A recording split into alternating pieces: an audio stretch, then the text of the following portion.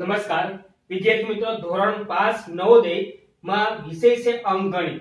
अंकगणित में આપણે જોવાનું છે વિષયાંક ચેપ્ટર 9 નવમો અંતર સમય અને ગતિ। તેમાં ચોથો જે દાખલો આપણે સ્વાધ્યાય 9.1 માં ચોથો દાખલો 1 જાન્યુઆરીએ ગુરુવાર હોય, તો 1 જાન્યુઆરી ગુરુવાર હોય તો 4 ફેબ્રુઆરી ના રોજ કયો દિવસ હશે, તે કયો દિવસ હશે એટલે કયો વાર આપણે હશે। 4 ફેબ્રુઆરી ના રોજ કયો દિવસ હશે એટલે કયો વાર હશે। તો પહેલા આપણે લખ નાખવાનું છે 1 જાન્યુઆરી, તમને લખેલું હોય તો આ પહેલા લખ નાખવાનું છે 1 જાન્યુઆરીએ ગુરુવાર। 1 જાન્યુઆરી કયો વાર છે તો ગુરુવાર। 1 જાન્યુઆરી લખેલું હોય તો આપણે જાન્યુઆરીના કેટલા દિવસ હોય તો કે જાન્યુઆરીમાં તમને આવે 31 દિવસ, પછી ફેબ્રુઆરીમાં 28, પછી આવે પાછા 31। એમ આપણે દિવસો જે છે તે દિવસો આપણે યાદ હોવા જોઈએ। તો પહેલા આપણે આ રીતના તમે કરી શકો। આ પહેલો આવે 31, પછી અંદરના ભાગમાં ખાડો છે તમને અહીંયા 30 આવે, પાછું 31, પછી ખાડો હોય અહીંયા પાછું તમારે આવે શું તો કે 30 આવે। તો અહીંયા આપણે જાન્યુઆરીમાં આવશે 31 દિવસ। જો અહીંયા તમને 2 જાન્યુઆરી આપેલી હોય તો 1 તારીખ છે એટલે 1 દિવસ છે એ લખવાનો નથી, એટલે 1 દિવસ આપણે શું કરી નાખવાનું છે, કાઢી નાખવાનું છે। પછી 1 તારીખથી જ આપણે ગણવાનું છે, તારીખ જે આપેલી હોય એ દિવસે આપણે શું કરવાનું છે, ગણવાનું છે। તો હવે પછીનો આવશે 4 ફેબ્રુઆરી। તો કે 4 ફેબ્રુઆરીએ કયો વાર હશે તો કે 4 ફેબ્રુઆરીએ શું કે 4 ફેબ્રુઆરીએ કયો વાર હશે તો કે 4 ફેબ્રુઆરીએ કયો વાર હશે। તો હવે અહીંયા આપણે તમારે અહીંયા દિવસો કે દિવસો 4 ફેબ્રુઆરી સુધી છે, જાન્યુઆરી પછી શું આવશે ફેબ્રુઆરી। તો કે 4 ફેબ્રુઆરી કયો વાર હશે કે 4 તારીખે આપણે મેળવવાનું છે। તો આગળના દિવસો કેટલા છે ફેબ્રુઆરીમાં, પહેલી તારીખ, બીજી અને ત્રીજી, એટલે 3 દિવસ આવશે। શું આવશે 3 પ્લસ આ બેનો શું કરી નાખવાનો છે, સરવાળો કરવાનો છે। 3 ને 1 4, 3 ના 3 34 આવી ગયા, 34 દિવસ। હવે આપણે એમાં કરવાનું છે ભાગાકાર, એટલે કે 34 ભાગ્યા કરી નાખવાના છે 7। કેટલા 34 ભાગ્યા 7, 34 ભાગ્યા 7 કરીએ એટલે 7 ના પાડામાં 34 ક્યાં આવશે એટલે 7 ચોક ને 28, 7 ચોક 28 એટલે કે 34 થી નીચે આવવા જોઈએ। આપણે ભાગાકાર આવડે છે બધાયને, તો 34 થી નીચે આવવા જોઈએ। તો હવે અહીંયા આપણે દશકો લઈએ એટલે કે દશકો લીધો, અહીં 2 વધ્યા છે 10, 10 માં અને 4, 10 ને 4 14, 14 માંથી આપણે 8 બાદ કરવાનું છે। 14 માંથી 8 જાય તો કેટલા વધશે તો કે 100, 2 માંથી 2 રહે તો 0। તો કેટલા અહીં શેષ જે આવે શું આવશે, શેષ ભાગાકારમાં નીચે શેષ આવશે નીચે। તો શેષ આવે એ આપણે શું કરવાનું છે એનો પ્લસ કરવાનું છે।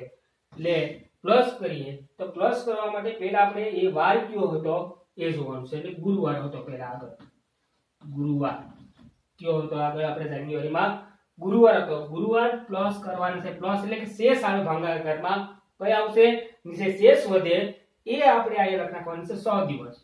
આગળ 100 દિવસ લખવાના છે, કેટલા આગળ 100 દિવસ લઈ જવાના છે। એટલે અહીંયા આવશે 1 2 3 4 5 અને 100। તો પહેલા આપણે જોઈએ ગુરુવાર, પછી શું આવશે તો કે શુક્રવાર, પછી શનિવાર, રવિવાર, પછી પાછું આવે સોમવાર, મંગળવાર અને બુધવાર। તો જે 100 પછી બુધવાર જે તમારે આવ્યો છે, બુધવાર છેલ્લે 100 દિવસ પછી જે છેલ્લે જો આવતો હોય એ આપણે એ લખવાનું છે બુધવાર આવશે। તો આપણે 4 ફેબ્રુઆરી કયો વાર આવશે તો બુધવાર, આમાંથી આપણે ગોતવાનું છે। શું જવાબ આવશે, જવાબ નંબર સી, એટલે કે જવાબ આપણે આવશે જવાબ સી બુધવાર।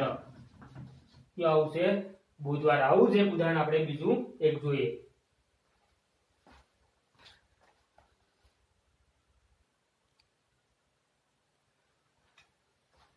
હવે જે આપણે એનું ઉદાહરણ જે આગળ મેં તમને દાખલો સમજાવ્યો એ જ પ્રમાણે ઉદાહરણ જોઈએ કે 4 જાન્યુઆરીએ મંગળવાર હોય તો 10 ફેબ્રુઆરીના રોજ કયો દિવસ હશે તો કયો વાર હશે। તો આપણે આગળ જોયું તો એ જ પ્રમાણે કરીએ, એટલે કે 4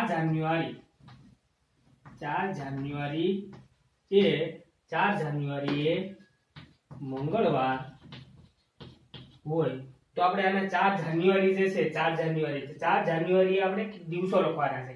તો દિવસો લખીએ એટલે કે જાન્યુઆરીમાં તમને હોય, જાન્યુઆરીમાં કેટલા દિવસ હોય તો કે 31, 31 માટે આપણે 4 તારીખથી ગણવાની છે। 4 તારીખ આગળની કેટલી છે તારીખો તો કે મેં તમને કીધું 1 જાન્યુઆરી તો 1 જાન્યુઆરી લખવા ગણવાના છે, પણ 1 જાન્યુઆરી તો ગણવાના છે, પણ અહીંયા 4 તારીખ છે એટલે 4 તારીખ ગણવાની છે. આગળની કેટલી તારીખો છે કે 1 2 અને 3, 1 2 અને 3 દિવસ કાઢવાના છે. એટલે 31 માંથી આપણે શું કરવાનું છે, 31 માંથી 3 બાદ કરવાના. કેટલા?